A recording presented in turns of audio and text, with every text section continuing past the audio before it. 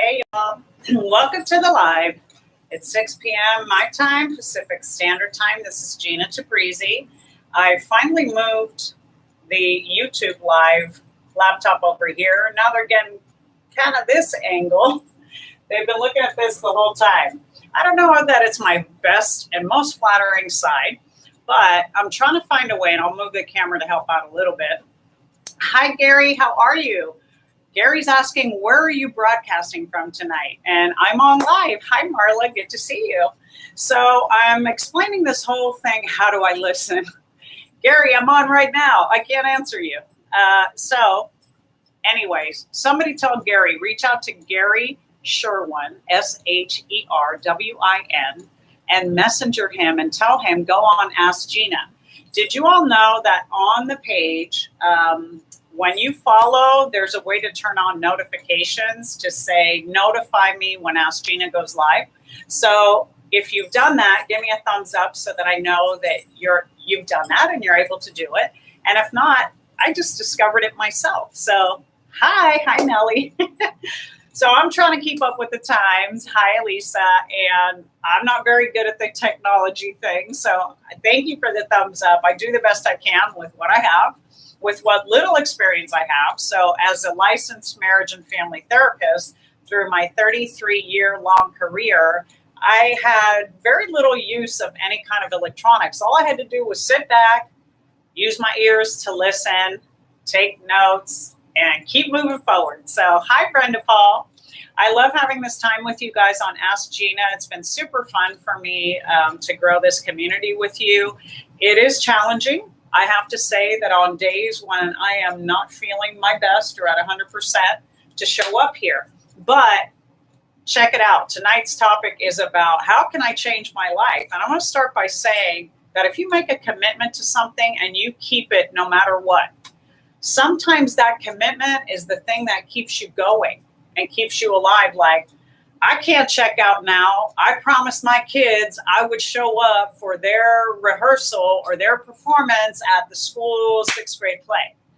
And that might be the make it or break it thing that keeps you here on the planet, then that's okay.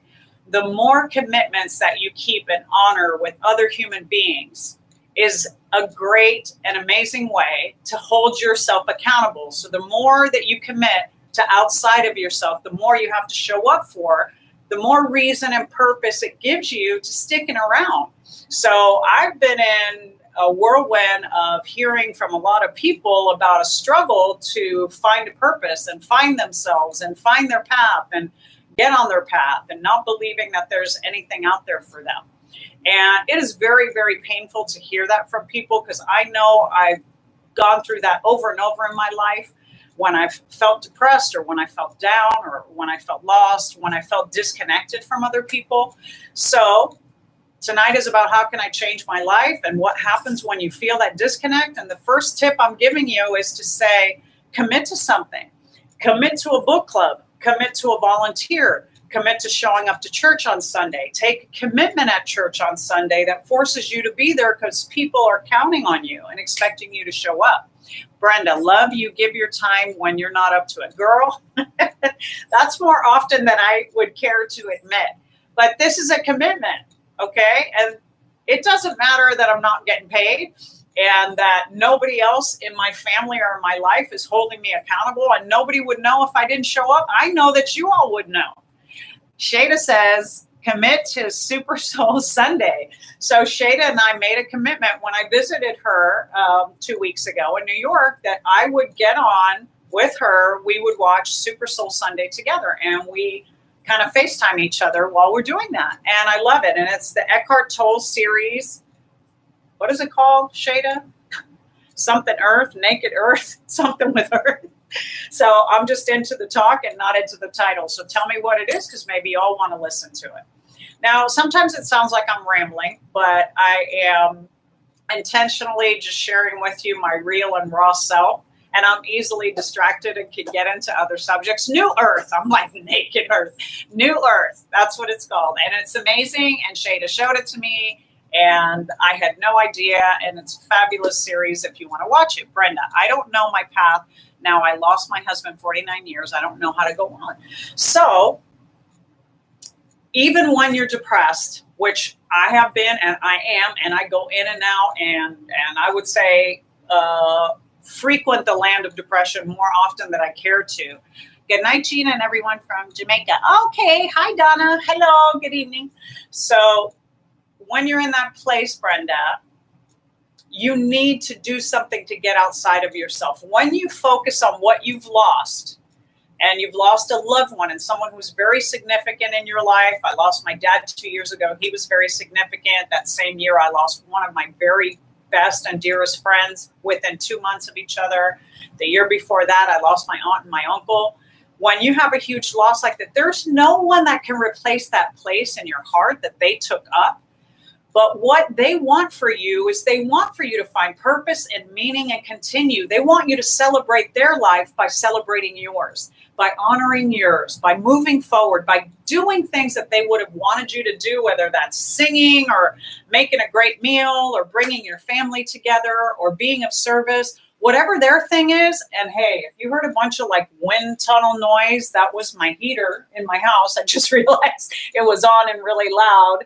In this room that I'm sharing the space with a heater. So I just turned off. So hopefully you can hear me better if you couldn't. So send me a thumbs up. So those people in your life, they want you to honor, hey, Gary, you found me. I hope they told you. I sent out a posse on Facebook and said, somebody reach out to Gary, messenger him and tell him I'm already live. I'm here on Ask Gina. You have to go on the notifications of that page. And I think on your page, and when you want to view Ask Gina, you can hit notification to turn on your notification whenever Ask Gina is on. I don't know how to explain it better than that because I'm not techie. So I was talking to Brenda. She lost her husband of 49 years, lost the sense of purpose in her life. And what I'm saying to you is when you lose someone, they want you to honor them and make a commitment that remembers and honors the things that they love, the things that they cherish, the things that they cherished about you. And so, hey, Brenda. And so I want you to think about those things. And I was speaking, this is Brandy, and I was speaking to Brenda Paul. And what would your husband want for you? Would he want you to continue to stay sad and stay stuck and stay hopeless because he's not around to guide and support and be that lover and that confidant and that friend? There's no one who will replace him. He's irreplaceable. So now it's not about replacing him or trying to find that in someone else. It's try to find the spirit in yourself of the love that your husband gave you and the love that you felt for him, is how to honor the spirit of that. Okay. Tonight we're talking about how can I change my life? Well, this is one way, is not to stay lost and stuck in your grief. Grief is a necessary and an absolute human expression of emotion and a need that we have to let go. And so that's okay. We get to grieve, but don't stay lost in the grief and believe that that's the only way to remember and honor the person that you love, because they want you to get busy living, not busy dying, not busy staying stuck, not wasting a day, because they're no longer there to celebrate those days with you and hold those days. So how do you change your life? Is it attitude? It's a thought, it's an action, it's a behavior, it's a belief. But it starts emotionally. When we're bogged down emotionally with grief and loss and depression and anxiety, we can't think clearly and we can't move forward in life. And moving forward and finding a purpose requires us to take some action. Nothing changes if it doesn't change. You can't sit in misery and sorrow and resentment and self-pity and change the course of your life and find something beautiful, magnificent, and purposeful.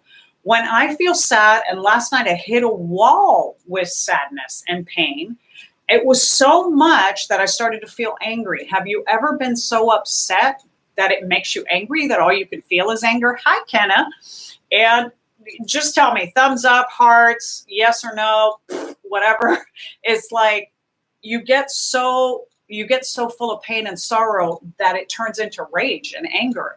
And I hit that place where I just wanted to hit something. Like literally, I was thinking about this movie, and oh my God, it's going to escape me. It's Steel Magnolias. And there's a scene in Steel Magnolias where if you guys are familiar with that movie, if you're not, watch it. It is an incredible movie about loss, resilience, and celebration of life. And it would be great for you to watch, Brenda. It's one of my favorites, with Julia Roberts and Sally Fields and a whole cast of amazing women.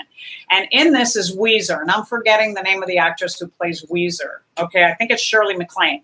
And they know that their friend is struggling with grief. She's lost her daughter. She can't reconcile it. And they grab Weezer and they say, hit her, hit her, hit her. You'll feel so much better. And they all start cracking up and laughing. But truth be told is your emotions are so intense and powerful. They sometimes cannot be contained in your body. They're not meant to stay in there. So when you squash them and stuff them down, you keep yourself stuck. You keep yourself locked into bad behavior, old behavior, and you're incapable of changing your life because you can't move forward because you can't get past it. So what I want you to know is it's okay to express with all the passion that you have in your heart, your pain, your sadness, your sorrow, and your anger. And so for me, my sadness had gotten so big that I wanted to hit something. So I literally went into my garage and I beat the crap out of the punching bag that I have in the garage. And I wailed on it like a girl. And I took kickboxing. I know how to punch properly. But I'm sad and I'm hurt and I'm starting to wail on this thing like a crazy person. Well, I got to tell you, it lifted something from me. I felt silly. I thought if anybody hears this or comes in, they're going to think I'm insane. But I'm okay with that because I'm letting it go. I'm hurting the bag. I'm not hurting anyone else. And suddenly I could get a perspective on my sadness. And the message to me was, don't carry your sadness to a place where it takes you down. Don't keep it with you so long that it starts to injure you. Grief is about letting go of sadness so that you can move forward from it. So by doing this physical act, I was literally unburdening myself of my grief. And I was saying, no more. I don't want to carry it. It is too much for me. It's okay for me to move on with my day and go do something productive and be positive and express love to other people and take my love to a place that it can be received. If you're giving your love away at home and no one can receive that right now, and you don't have the answers for your family, for your kids, for your husband, for your spouse, for your dog, but you can take your love outside and be of service to someone else and they can receive it and it's life-changing for them, then that's going to lift your mood. So now I've said a whole bunch of things you can do, all right, to change your life. One is to unburden yourself of grief and anger. Express it. Hit a pillow, scream into a pillow, yell in your car with the music fully blasting, all right? Hit a punching bag. Express it, release it, and let it go. The people you're sad at or angry with can't always hear you or receive your hurt, and they can't always validate it. So sometimes you just need to take care of it for you, and that's one thing you can do to change your life. The other thing you can do is be of service to other people and make a commitment to show up at places where you are expected and where you have to be accountable. That's a super important thing to do. All right. So write them down, take note of them. And a third thing that I'm thinking about that you can do to change your life is to be honest with yourself. Is when you are in absolute joy, take note of it and say, I am absolutely grateful at this moment in my life. This is absolutely amazing. And I need to acknowledge it. If I'm sitting with dinner with friends, I might just stare at them really intently and go, I am loving sitting here with you right now. This is an incredible moment for me. Thank you. And honor and acknowledge and express gratitude to the people that are in your life right at this very moment that you feel fill you up. There are so many people that are going to be there to bring you down and take you down and hurt you. So that's human nature. That's human condition. That's another talk for another night. But when you're in the presence of people who are bringing you love, oh my God, receive it, accept it, and acknowledge it and say, this was so important for me to have this dinner with you and just chill and just let my hair down and just let myself be. So think about, how are you expressing your gratitude? Because that's an area we're all lacking that could change your life. If you could take a personal inventory and wake up every morning and go to bed every night. Lately, I'm just pounding on things. If you watch the several lives that I did before I did these big talks, I'm like hitting things, hitting my chest. I don't know what that's about, but something's trying to come out of me. So I hope you're receiving it in a positive way. If you could start your day in gratitude, if you could wake up, no matter how angry you are, no matter how hurt you are, if you cried yourself to sleep last night or went to bed in an argument with your spouse, your kid, your lover, your friends, your mother, your father, whomever, and you could wake up and say, just for today, I'm grateful that I am still breathing and I have an opportunity to make this different. Now, I'm going to comment and look on here because I am on fire and I'm loving having this with you. And I want to acknowledge you that are here because I'm so grateful to you. Hi, Kat and Nellie. I'm loving all the love to each other. Tracy Shaw, how are you? I needed this. I lost my dad recently. Tracy, I'm so sorry to hear that. It was so hard to lose my dad. It was, one of the worst losses. So I hear you and I feel you. And I'm so glad that you're here with me. Nellie, still missing her dad and sad he's gone, but I remember he lived a fulfilled life. My dad had an incredible life and I try to emulate it. And I see him in my face sometimes and that brings me great joy. Ken, I'm so glad you needed this. And I'm so glad that Gary's here with us and commenting, and Brenda, I see all the love. Hi, Megan, how are you? Yay, Gina's the best. I love you too. I know what you're saying. It's very hard, but I know I have to go on. Brenda, it's like, when you say I have to go on, I think of that Celine Dion. Well, I'm into movies tonight, and the movie with Leonardo DiCaprio, the Titanic, and where she has to go on. She has to find a way to go on past the moment of that eternal love that she has lost. That is embodied in you. And celebrate the love that you had with your spouse. That, oh my God, I am so grateful for the 49 years, however many years you had together. Celebrate that gratitude. Remember the things that you did that brought you great joy. And as you go out through your day, acknowledge him for the ways that he loved you. And tell him, I'm going to start loving myself the way you loved me. If you brought me a sweet little coffee with a little note and put it by my bed in the mornings, I'm going to start doing that for myself. If you always remember to take out the trash and that was your thing, I'm going to start doing that for myself too. So this is a way to honor and remember and kind of keep them with you while you're walking through the grief. You can do that about your dad, Megan. Nellie, you can do the same. Gary is saying, you're right about grieving. I lost my wife after a 35-year marriage, and I allowed myself to grieve, and weeks after her passing made a decision to be happy in my life, no matter what. All right, I love that. Now that I was happy in her passing, but I knew I had a choice either to continue to grieve and be unhappy or to live my life not knowing what life would be like. But I embraced the uncertainty of what life's opportunities would present to me. Well, I figured, thank you. And Brenda, thank you for saying what you're saying, but it hurts so bad. I want you to send love and kindness and compassion to Brenda. I will never say that this is easy. I grieved and grieved and grieved my father years before I even lost him as he was going into Alzheimer. I grieved for my friends that I've lost in so many different circumstances, patients and people that I knew that I've lost to addiction. I've lost people to cancer. I've lost people to AIDS. I've lost people in tragic car accidents and unexpected deaths. So I am absolutely acknowledging that for you and saying our mission and our purpose in life is to live with love and in gratitude.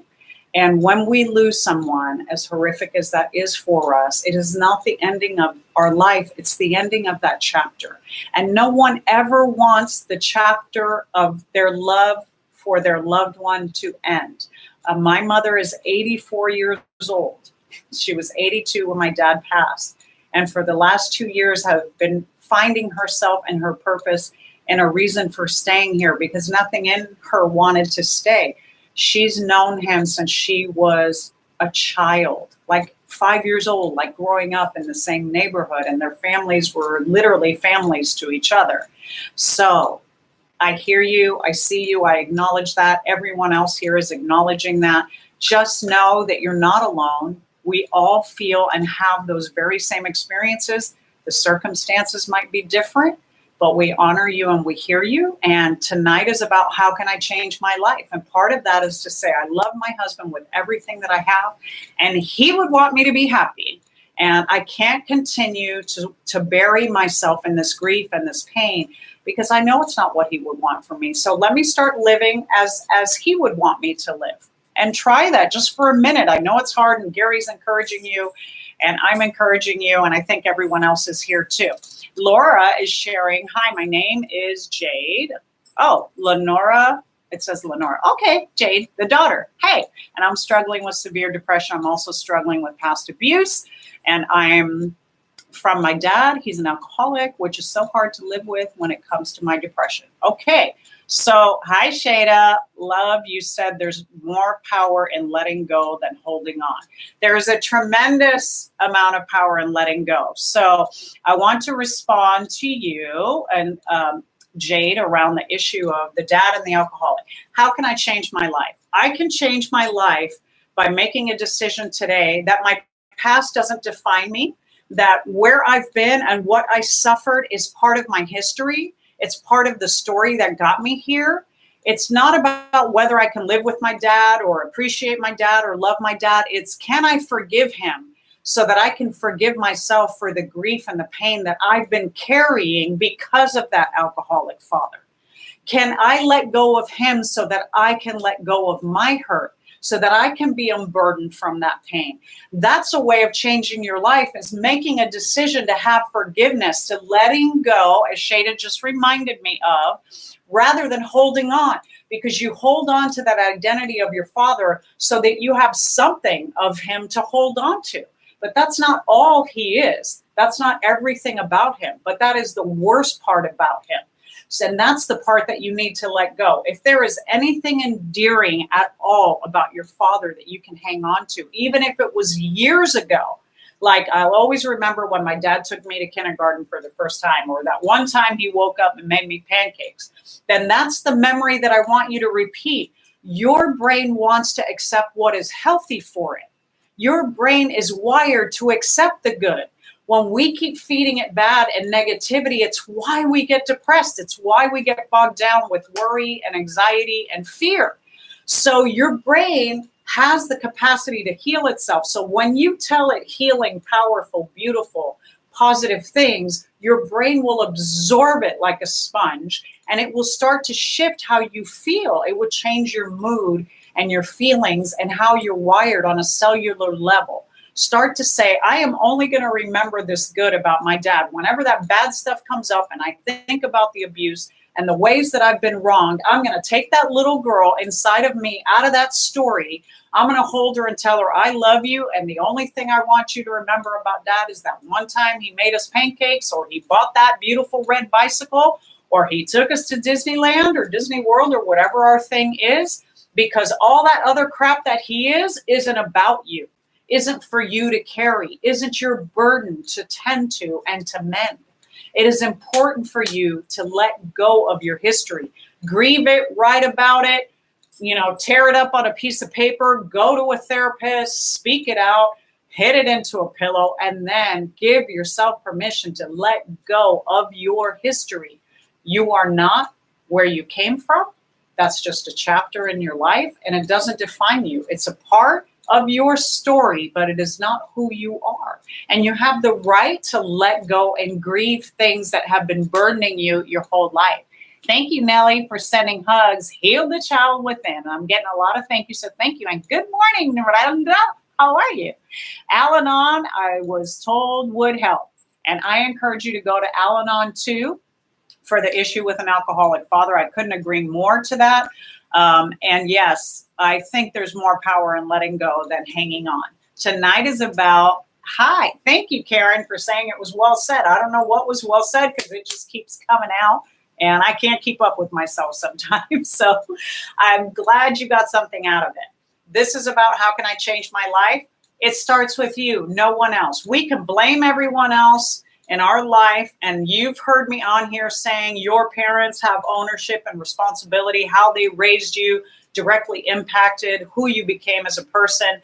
But now you're the adult and you have the reins on your life, and no one else is responsible or accountable for it except you. So take those reins. Take hold of. Thank you, Donna, for saying I'm the best.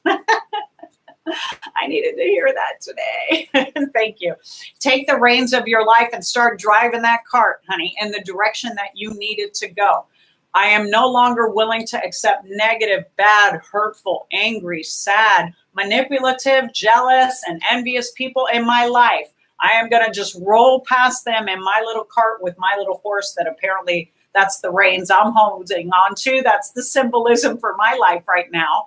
Keep yourself moving forward in that direction and say, whatever dad did or mother, my ex-husband, my lover, my friend, whoever's passed away in my life, whoever's behind me, they want me to move forward. They want me to head towards the light. They want me to see the sun. They want me to celebrate the day. They want me to be of service, and they want me to tell the stories. The stories are healing, the stories of the life that you share with other people, even the bad stories. Brenda, thank you for saying yes, you're the best. You can't get to the next chapter by rereading the same one. Turn the page, girl. You've heard me say that a million times. And I know there's lots of other inspirational speakers that speak that, but that is something that I say all the time. Turn the page. This is an old chapter. This is an old verse. One of the ways to change your life is to move forward, is to not stay stuck in the past, repeating the same patterns, expecting a different result. That is not going to work for you, okay? So make a commitment anywhere to show up anywhere in life to be of service to anyone, because that will help you to hold you accountable to get outside of your head and your stinking thinking and get into action. Make a list of the things that you've always wanted to do, that you fantasize about doing, that if you would give yourself permission, you would do it.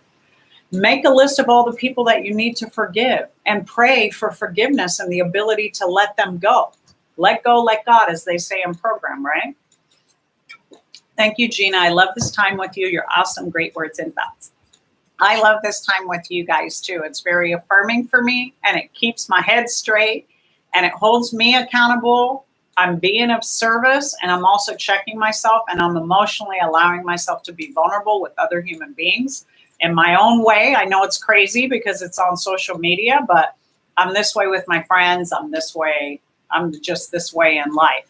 And sometimes I'm even way more vulnerable than this, especially when I'm hurting. So take an inventory of where you're hurting, let it go, let those resentments go, write about it, talk about it, get in therapy about it, go to Al-Anon, go to CODA, go to any kind of support group that would help you to release the emotions you have that are keeping you stuck, that are speaking negative things in your mind that do not allow you to move forward.